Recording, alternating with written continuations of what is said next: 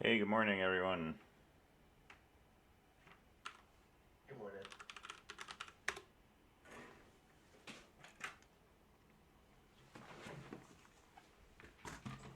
Hello. Hello. I worried there for a second, kept saying that the game wasn't starting. It'll always happen. It's very rare that I cancel class.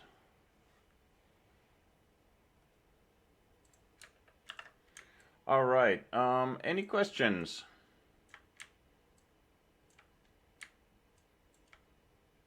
Well, I was going to ask you a question, but I think that myself. Um, but can you kind of remind me about, like, what is the relationship between an argument um, and how it's string, I guess? I think when I was trying to do the ODP and I managed to figure it out, um, the argument is a new concept to me, so I'm trying to understand, like, what the argument does. Like, argv, I guess, is a good example. Okay. Can you run that down for me? What the argument does? So, so when you first log into a Unix system or you start a terminal program, you're actually running a program, right? It's called bash. That's the shell that we normally use.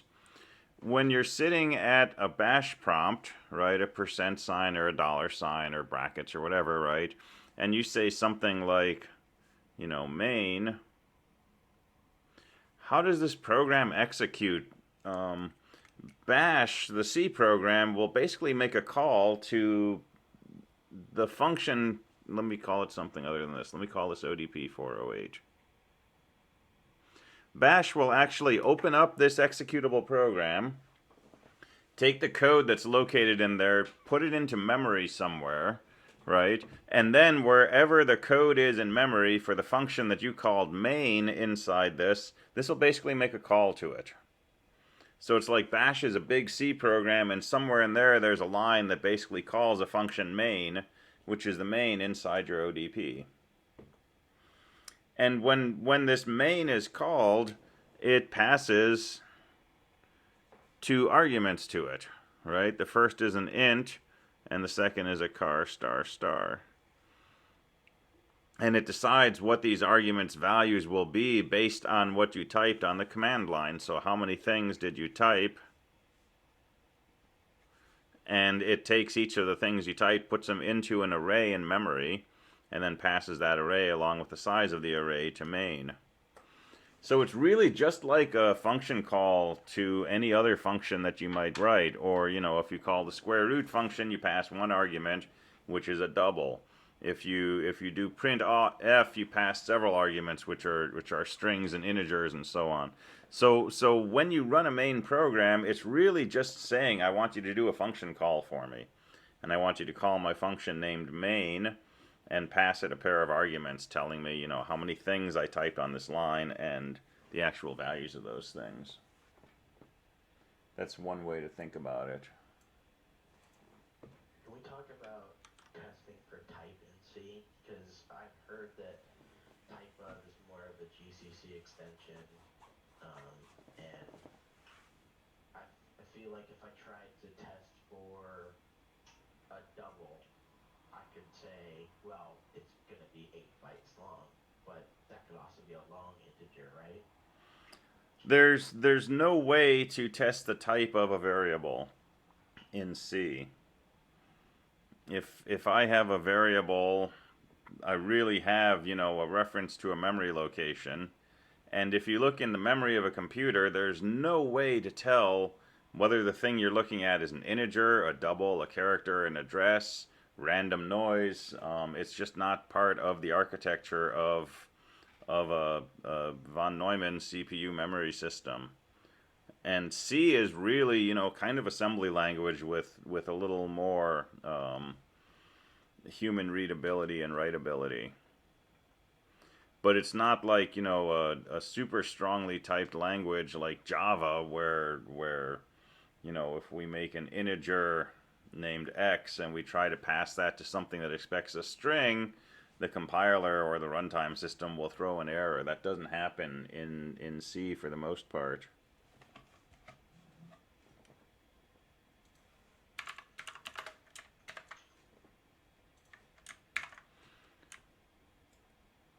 And so we can do things like this.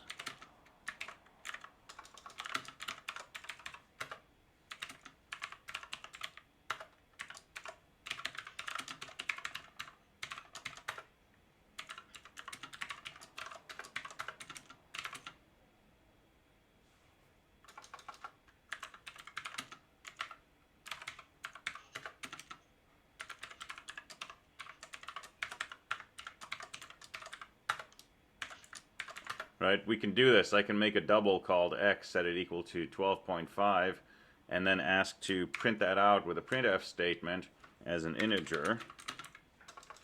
Now the compiler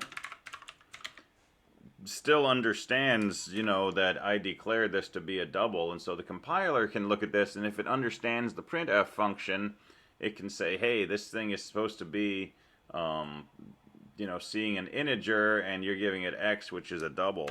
So I'll get compiler warnings, right? But when I'm actually running the code, it has no way of knowing that this thing should be, you know, treated as should be converted to a double or something.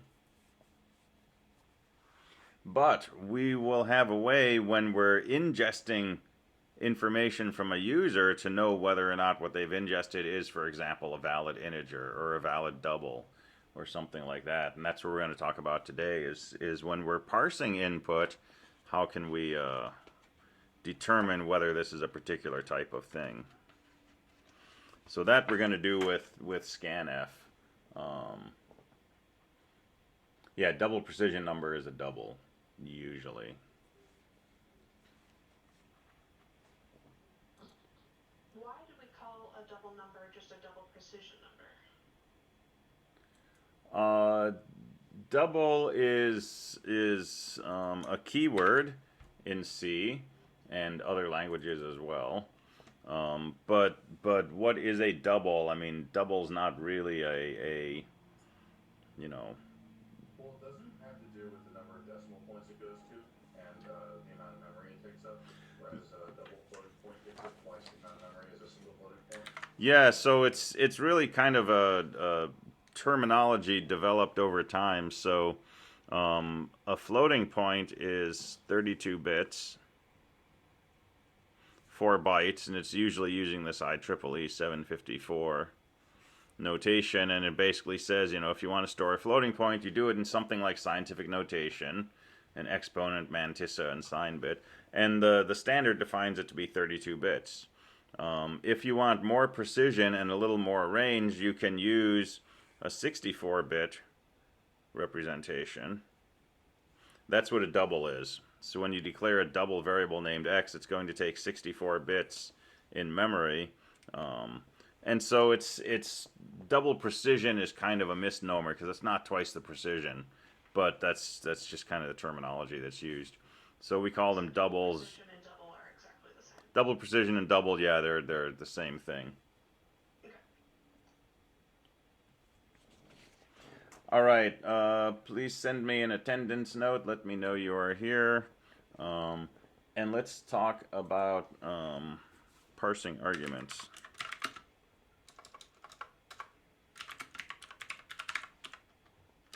So remember, there's two terms that we're going to use a lot, two concepts. The first is ingest, and the second is parsing.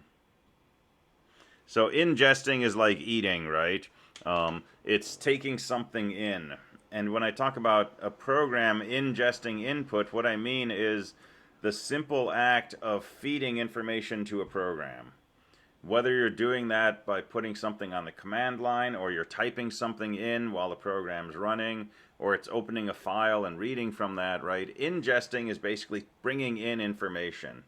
It's opening a book and staring at the words on a page, right? Parsing is what you do after you ingest. It's interpreting what you've seen. So ingest, you know, is getting a book and opening it up and staring at the page, and then parsing is, you know, reading the individual words and taking the sentence and extracting the meaning from it. So in a C program, and let's just look at our previous ODP.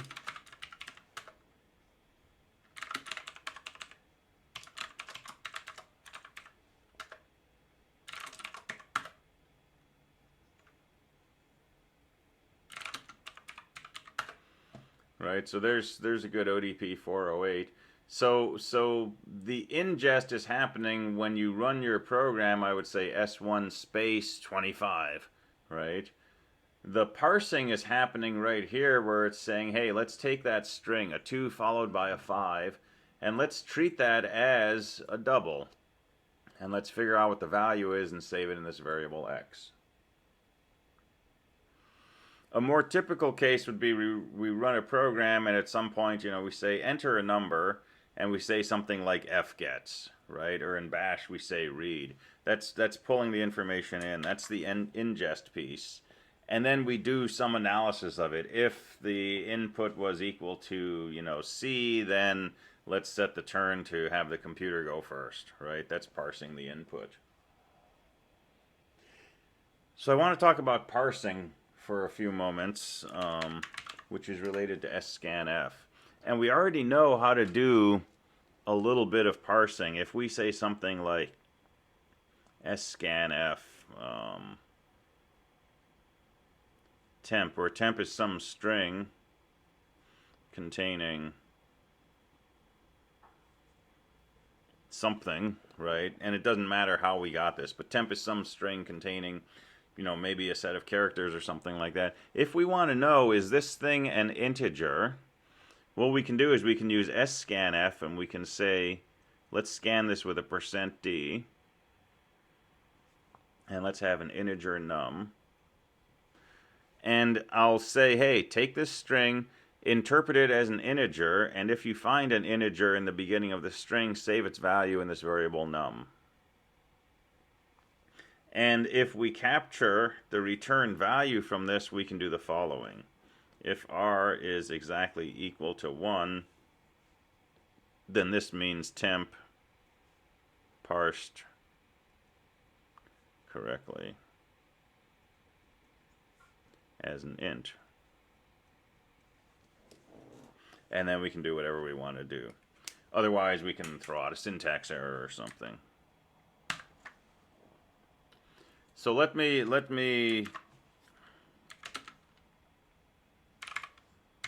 try some of this.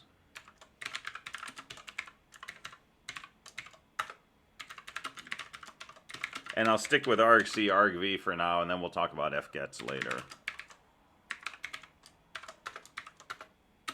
Why do you use 2 stars instead of just 1? Because it's an array of char stars. A char star would just be a single string.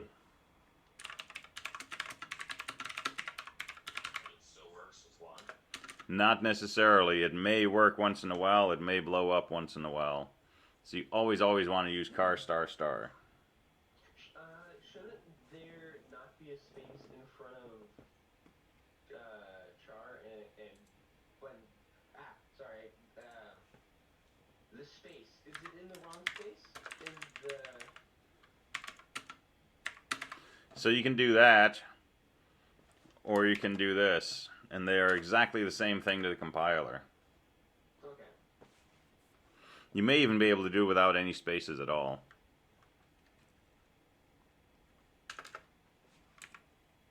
That sounds terrifying, so I'm going to avoid doing that. Well, we're going to try it and see what happens. We'll see if it compiles. Alright, so I'm going to assume we have one argument, so I'm not going to worry about argc and stuff like that. So I'm just going to do, integer r equals sscanf, argv bracket 1, %d, address number. And I'll just make, number a variable. And then let's just print out some things.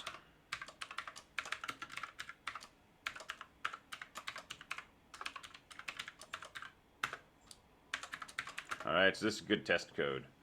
We're going to run this with a command line argument. We're going to do an sscanf, save the result in num. We're going to look at the return value from the function, save that in R, and let's just print out what these variables are.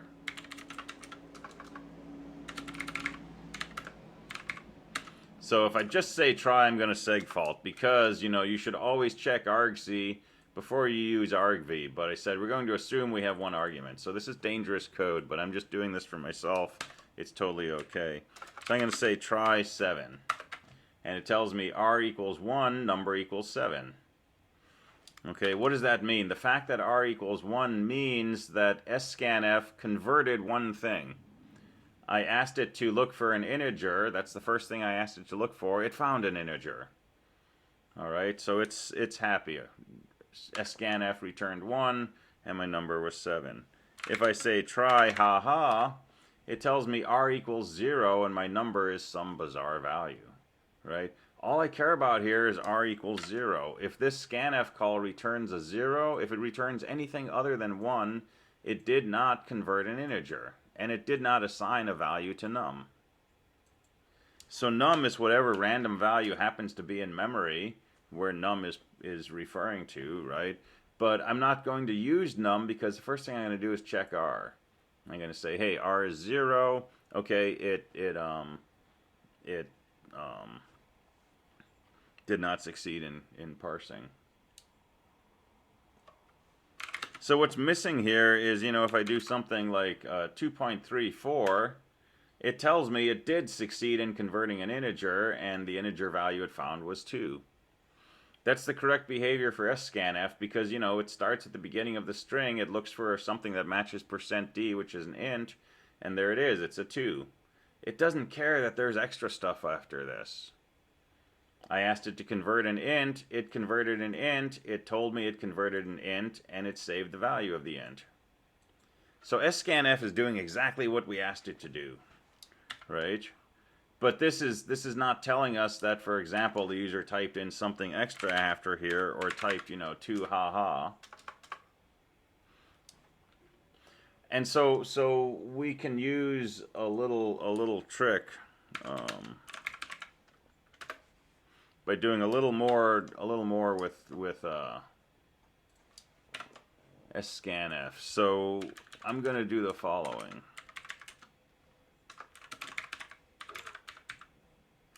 This is a little dangerous if you were to put this out on the web and have the whole world running this without any control. There's a possibility of a buffer overrun here, right? But we're just writing this code for ourselves or for ODPs. So here's a little trick you can use. I'm going to make a big long string. It's going to have, you know, enough space for 120 characters.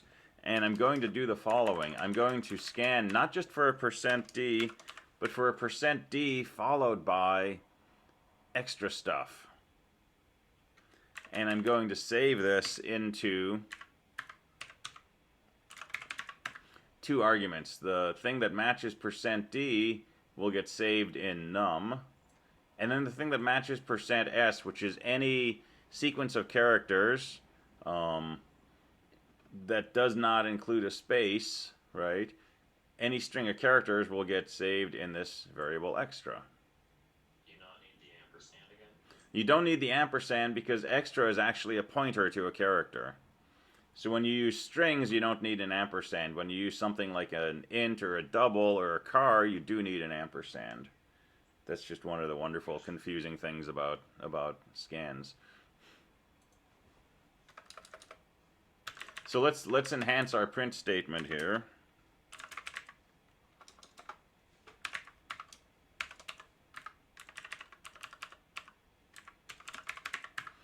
And I'm going to do a trick here that I recommend you do when you print strings. Put something before and after the string. In this case, I'm going to print out extra equals, and I'm going to print an angle bracket, and then my string, and then my other angle bracket.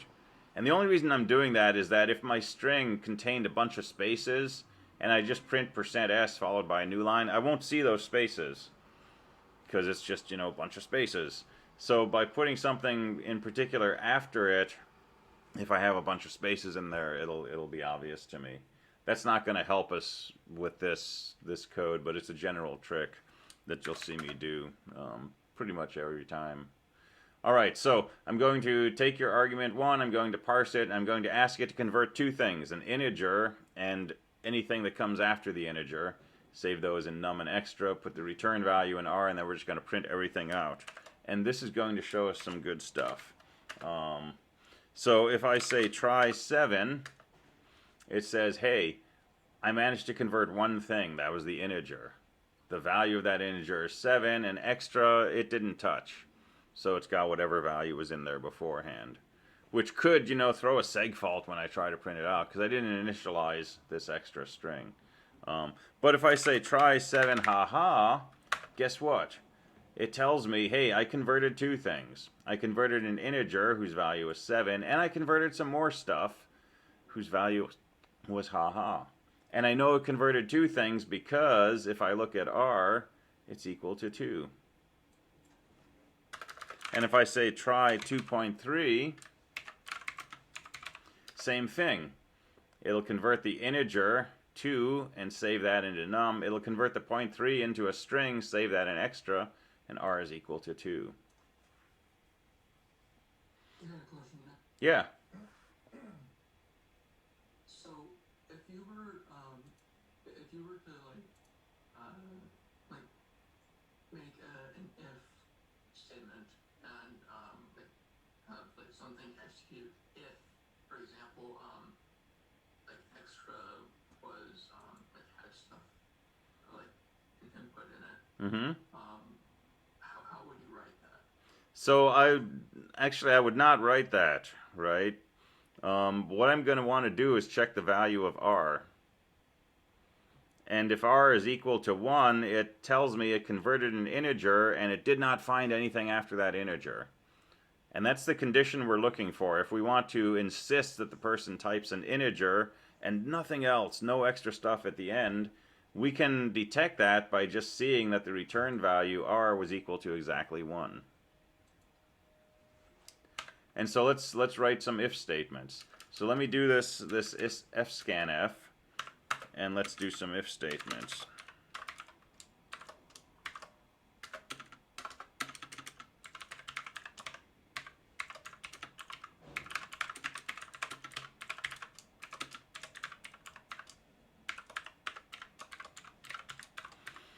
All right, so if R is equal to exactly 1, we'll say, hey, you entered a good integer, and we'll tell you what the value was. Else if R is equal to 2,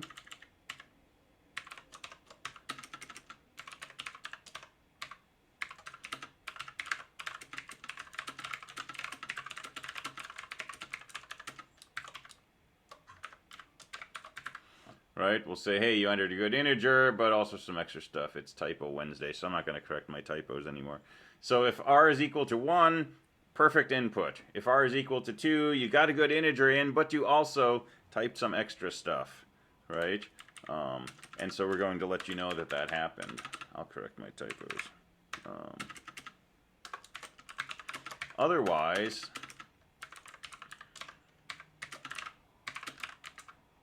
I don't recognize %s as an integer.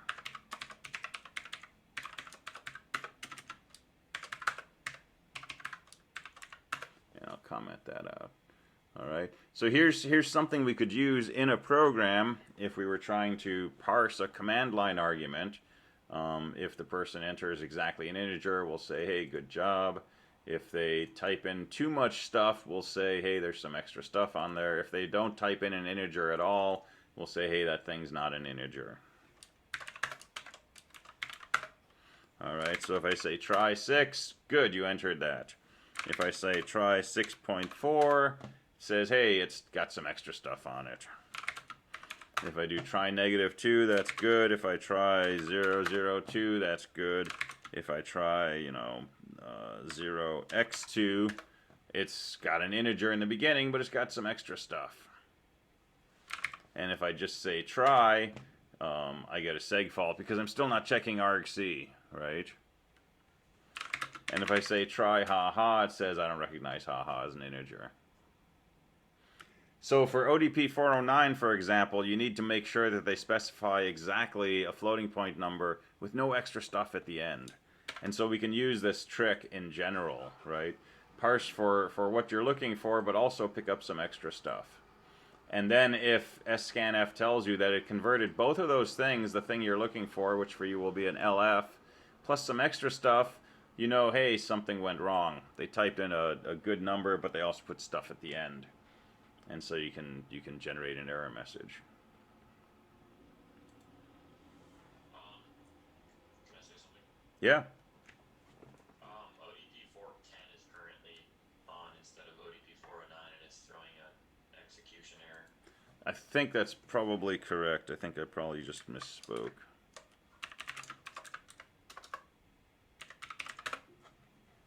I did the more and I did readme for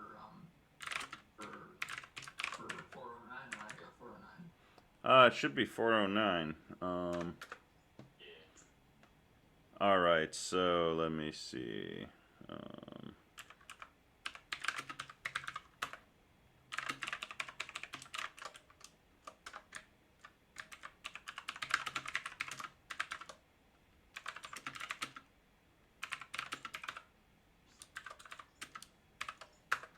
All right, 409 should be running.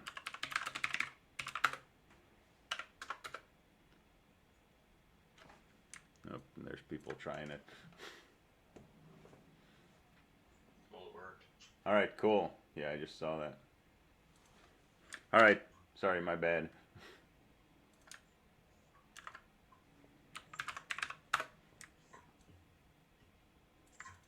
All right, so yeah, let's take a look at the ODP since we're here. So so same idea, right? You're going to write a program that takes a command line argument, prints out the square root. It should interpret it as a double using %lf, and it should print with a %lf. But it's going to do error checking. All right. So if you don't give it exactly one argument, it should print error with a new line and exit. So that's your first thing. Use argc. Make sure you've got exactly one command line argument, which means argc should be equal to 2. Okay. If there is an argument, make sure that that argument is a valid double. So do your sscanf with, you know, something like this. Pick up the extra stuff. Make sure that it's a double, a %lf, and nothing else. If it's a double but it's got extra stuff after it, or if it's not a valid double at all, if it's, you know, haha or something, print out invalid, inv, and exit. If the argument is present and it's a valid double and it's negative, print out neg and exit. So that's supposed to be saying that it's a valid double and not a valid real? So real's not a type in C. There's floats and doubles. They're both real numbers, right? There are things with decimal points in them potentially. But a float is a single precision, a double is a double precision, so 32-bit, 64-bit. So we're working with doubles. And you tell it it's a double by parsing using sscanf with a %lf. The same thing you used in ODP 408. All right, this is sequential. We're going to do things like this every time we write a program, right? First, you got to know if you have the right number of arguments. If you don't, give up right there. Just say error and you're done. Don't try to see if an argument's negative. If the argument doesn't exist, you're going to get a seg fault. So before we do any of these things, first thing we need to do is say, hey, is there an argument? And for us, we need there to be exactly one argument. If there's 2 arguments, give them an error. Okay, so just check argc. And if argc is not correct, print out error and exit. If we get down to here in our algorithm, we know that we have exactly one argument. Now let's see if it's a valid double. So do your sscanf, and if it's not a valid double, print invalid and exit. Don't compare it to 0 to see if it's negative. Don't try to take its square root, because you'll seg fault, right? So if we're down here, we know we have an argument. See if it's a double. If it's not, say invalid and exit. So if your program continues to this part of your logic, you know 2 things. There's exactly one argument, and it's a double. So now we can take that converted double value that sscanf gave us, and we can say, is it negative? So now you can compare it to 0, and if it's negative, print the word negative and exit. If you get through all 3 of those checks and you make it down to here, you've got an argument, it's a double, it's not negative, now you can compute the square root. So then and only then, pass it to the square root function, take the return value, print it out. Does that make sense?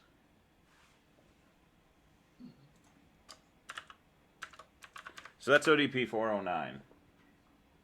And I put a sample file under /temp that you can run to try this out and see what the output should be. So if I say temp s1pub, it should print out the word error. Right? It should not print out this stuff that's in parentheses.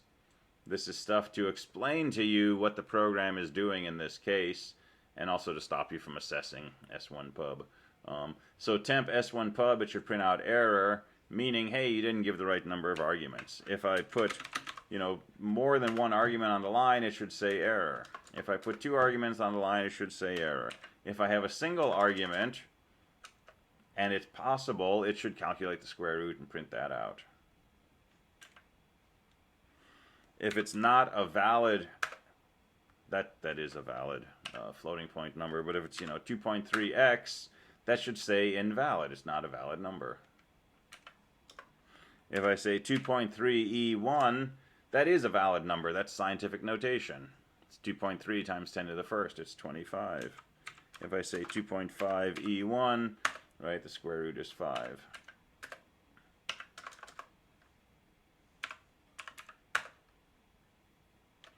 But if I say 2.5x1, that's not a valid number. It should say invalid. And if I try to do a negative number, it should say negative.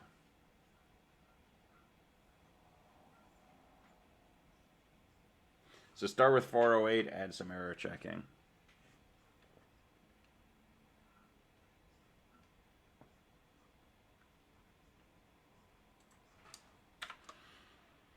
All right, questions about that? So if you have on line, what is it, 7, and the int r equals sscanf, that one. So basically we want to have percent lf. That way it won't stop at the first integer, and it'll keep going and get that entire floating point number. Mm-hmm.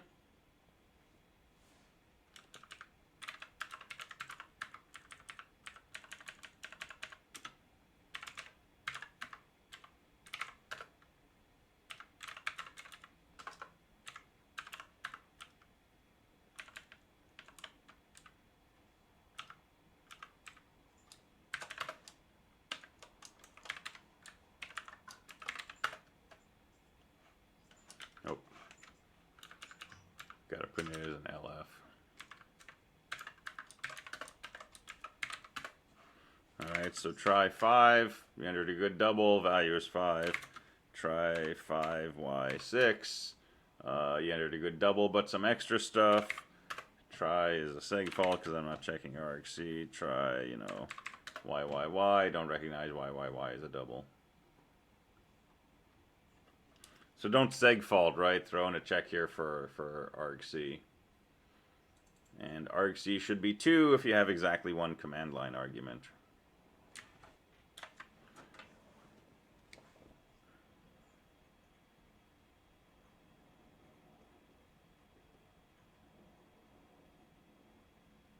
And you can always come back to a picture like this.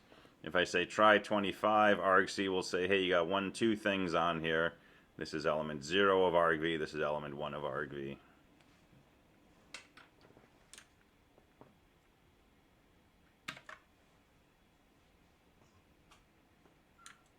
All right, other questions on this?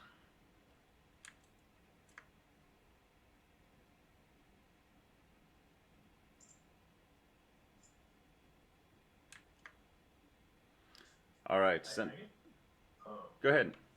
I was gonna say, I just wanted to clarify about the with scanning to the extra. So extra,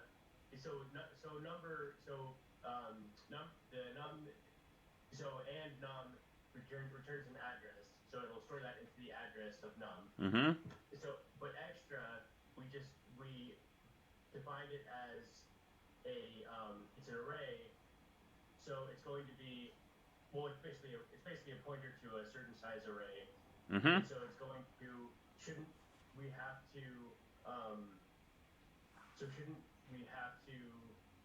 oh no, never mind, it makes sense. Yeah, it makes sense. Okay. Yeah. We'll try to demystify this later, when we start talking more about pointers. This idea that a character array is actually a pointer to a character, and this is a pointer to an int, and so on.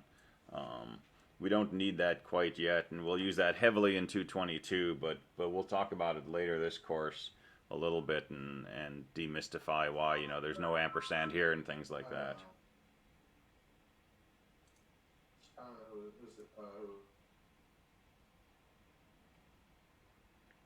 Alright, yeah, I see. So I was thinking we might need a dereference at the bottom, but maybe, I actually don't think we do. So %s expects an address as its corresponding argument, and this is an address. Oh, yeah.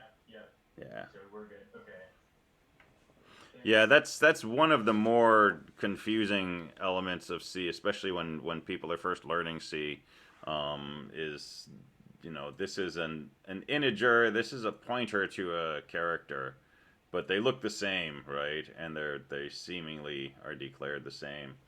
But we'll delve into that. Can you explain to me how int r is storing the amount of input from the user? That's what sscanf does. Oh, really? So if you look at any of these versions of scan,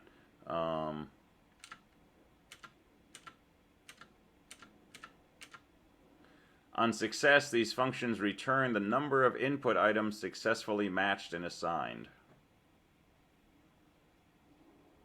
Right, this can be fewer than the number of things that you provided. It could be 0. It could also be EOF if you're trying to read from a stream and there's nothing there. But it always returns the number of things that is successfully converted and saved for you. So when we're scanning for the two variables, num and extra, we're assuming there's no space between them, right? Well, a space would not be a problem, but if I do this, right, this is argv bracket 1, this is argv bracket 2. Since my code is only parsing argv bracket 1, it's not going to look at the ha-ha, and it's going to say, hey, I found a good double. But I can trick this into treating 23 space ha-ha as a single argument. If I put it in quotation marks, this is all going to be what argv is, argv bracket 1. And so in that case, it's going to say, hey, there was some extra stuff at the end. Because if this thing is 23 space ha-ha, the 23 will match this, the space ha-ha will match the extra. And I don't know if that leading space goes in or not. But perhaps confusingly, if I do this, right, that comes out perfectly fine. So the spaces will separate this from something else that might match the %s, but if there's nothing after here that's not a space, then it doesn't actually succeed in matching something with %s and saving it in extra, so the return value is just 1.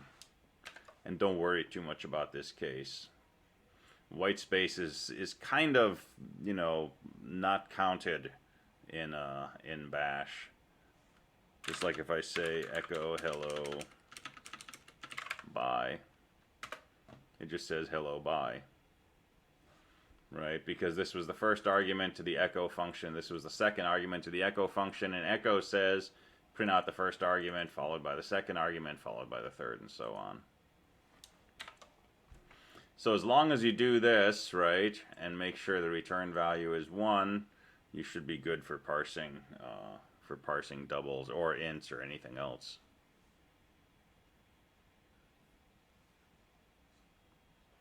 Thank you. Yeah, you're welcome.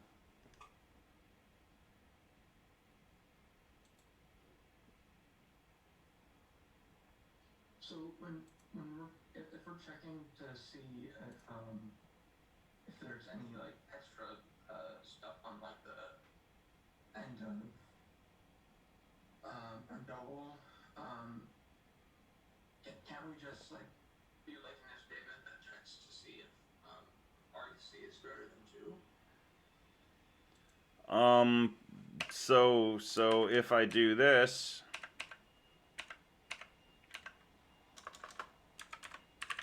argc is going to be equal to 2. But I still have extra stuff at the end of this valid double here. Right? argc will tell us you put 1, 2 things on the command line. But within this second thing on the command line, I still need to somehow discern that, yeah, there's a good number in the beginning, but there's some extra stuff at the end. And so that's why we're leaning on scanf to tell us, hey, there was some extra stuff after that. Does that make sense?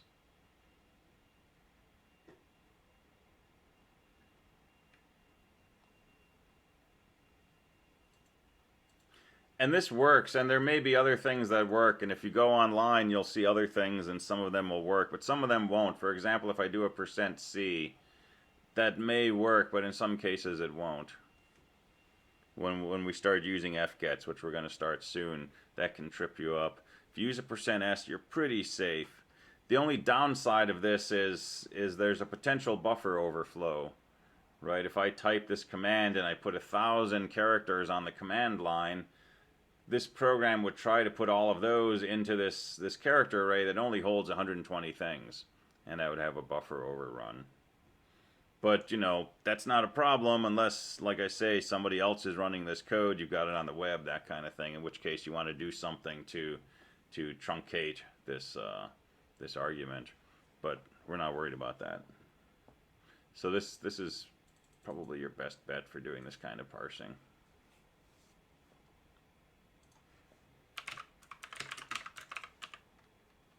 All right, so what about runtime inputs? What about input while your program is running?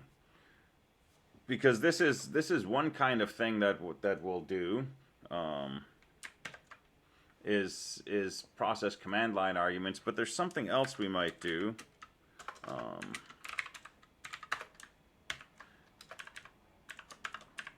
Which is try to get input from the user while our program is running.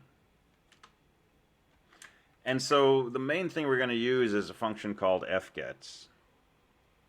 And fgets takes 3 arguments. It takes the name of some sort of character array. It takes an integer, which is the length, or the maximum length. And then the third argument is where we want to get this input from, and that's usually going to be standard in. And so if we said, for example, you know, character temp bracket 120, we could say something like fgets temp comma 120 comma standard in.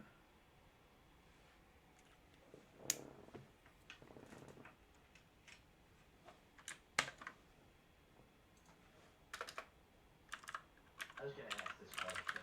Yeah. But maybe this is ahead of where we're at, but I could probably get to it later. Okay. Apart from files, how do you make your own stream?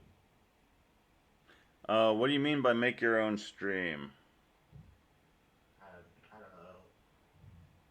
Would it be possible to make like a stream to another machine's file, or a stream to I don't know. Is it possible to make your own streams to things? Generally, yes. So one of the things about Linux is basically everything is a file. And so if I want to open, for example, a network connection to another machine, I create what's called a socket. And I open that socket and I do some things to connect it to a socket on another machine. But once I do that, right, I can basically, do things like fgets or fprintf to read or write from or to that socket. And it looks like a file to me. But when I write something into that file, it actually appears on this other machine. If somebody there reads from that file, they would read whatever I wrote. Same thing with pipes if you want to communicate from one process to another. We might touch on a little bit of socket stuff towards the end of this class, just to kind of like look at it and see it, because at a university you'll definitely delve into it. But we might touch on it a little bit, but we generally don't get into networking and such until 223, and it's a lot more comfortable to do it in Java than it is in C because it's a much higher level language. But we will probably talk about it a little bit at the end of this course.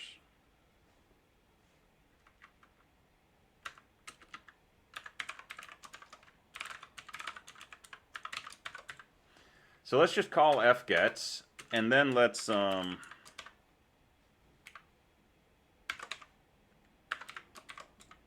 print out what temp is equal to.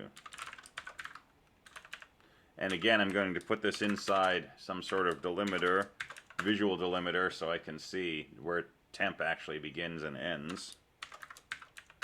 And that's going to be my whole test program. So declare a character array, I'll call fgets, and I'll print out the value of temp.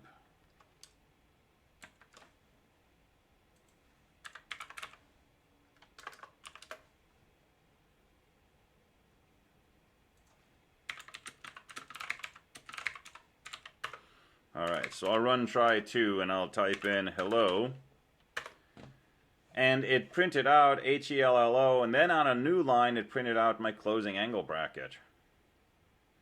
So this string hello that it printed out was actually not just HELLO, it was actually HELLO followed by a new line. And fgets will put that new line at the end of your input. And that's an important thing to know. There's always this extra piece added in there. Can you stop it, like with a tag echo-in? No, not directly, but we can remove that new line after we come back from fgets. But that new line's always going to be there because what did we type? Right, I typed a 2, a 3, a 4. And I hit enter. Well, enter generates a new line. So I've actually, when I hit enter, I've typed 4 things. 2, 3, 4, and a new line, and that's what's in this variable. And so if you look at the manual page for fgets, which, like a lot of these is shared by other functions, it says fgets reads at most 1 less than size characters from stream and stores them into the buffer. Reading stops at the end of file or a new line. If a new line is read, it is stored into the buffer. Right, so that's your giveaway right there. A terminating null byte is stored as the last character in the buffer. So when I say try2 and I type ABC and I hit enter, there's actually 5 characters stored in my buffer. An A, a B, a C, a new line, and then a null terminator. So if I declare that my array can hold 120 characters, the longest line I can type in is 119 characters. Because it's going to use that last 120th character to store the null terminator. Alright, wow, that was a fast 50 minutes. Alright, send me an attendance ping, and we will continue digging into this tomorrow, and we'll also go over PA2 tomorrow. And then there's no school on Friday, so we'll start PA2 tomorrow. All right. Yeah, no classes Friday. Yeah, because of faculty work day. Right. Yeah, they make us work once in a while. So, I mean, you work all the time because you're Yeah. you're teaching classes, but so that means no lecture Friday. No lecture, no classes for any classes. Yeah. It's basically a student holiday. Okay. Yeah.